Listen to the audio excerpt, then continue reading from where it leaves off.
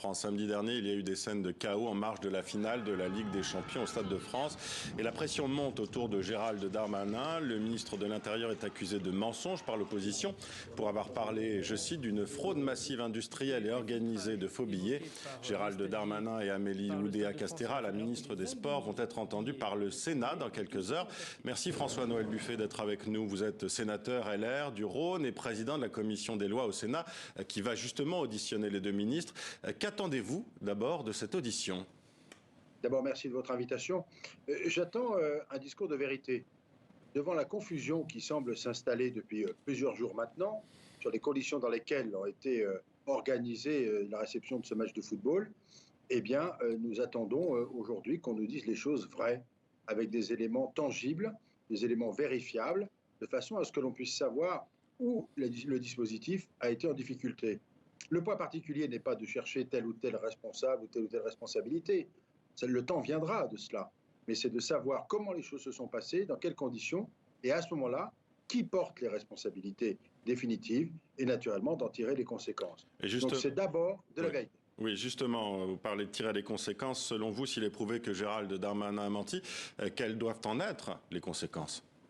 J'imagine que s'il est démontré qu'il ait dit des mensonges, ou proféré des mensonges, la difficulté c'est qu'un ministre d'État ou un ministre telle responsabilité ne peut pas faire cela, aucun ministre d'ailleurs, et personne ne doit le faire d'ailleurs. Il devra lui-même en tirer les conséquences, ce n'est pas à nous de décider, mais il devra en tirer les conséquences, ou alors le président de la République ou le Premier ministre en tirera les conséquences. Ça ne sera pas à nous de faire des choix, nous ne sommes pas là pour ça, nous sommes là pour établir la vérité et établir un certain nombre de responsabilités dans la chaîne d'organisation de cet événement. Alors du côté des médias britanniques, on rappelle que les supporters de Liverpool sont parmi les plus calmes depuis le drame de Hillsborough en 1989. En accusant les supporters anglais, est-ce qu'il y a le risque de créer, selon vous, un nouvel incident diplomatique entre Paris et Londres, dont les relations sont très compliquées depuis le Brexit ? On n'a jamais intérêt à créer les conditions d'une polémique ou d'une discussion. On connaît aussi le caractère du Premier ministre anglais. Les relations doivent être apaisées avec nos amis britanniques. Et de surcroît, s'il advenait que certains se soient mal comportés parmi les supporters, là, il n'y a pas de difficulté. Mais si les choses se sont bien passées, il faut aussi l'accepter et le dire.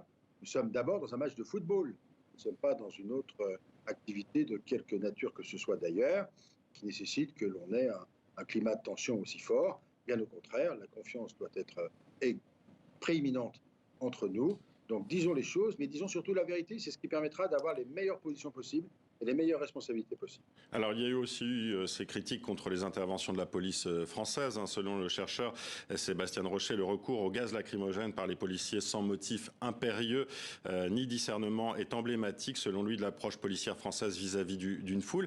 Est-ce qu'il faut, selon vous, revoir certaines méthodes policières ? Alors je ne crois pas que ce soit le symbole absolu des forces de police françaises qui font, il faut le rappeler, un très gros travail et des situations parfois extrêmement difficiles parce qu'elles sont victimes de violences. En revanche, la question devra être posée du dispositif mis en place, de la qualité des personnels de police mis en place, c'est-à-dire de leur spécialisation naturellement, et de savoir si les bonnes personnes ont été utilisées au bon endroit et si par moment il n'y a pas eu effectivement, ou il peut y avoir effectivement des dérapages individuels ou collectifs qui ne serait pas acceptable dans les circonstances que vous venez de rappeler. Donc là encore, nous avons besoin d'une grande clarification sur l'organisation de la sécurité à l'occasion de ce match, et en particulier des personnels engagés par la préfecture de police de Paris afin de mener à bien ces opérations. Je rappelle que les policiers ont pour tous une spécialisation, une compétence particulière pour les circonstances pour lesquelles ils sont engagés. Veillons à ce que les choses aient été respectées, en tous les cas, nous l'espérons. Merci François-Noël Buffet d'avoir répondu à nos questions avant cette audition.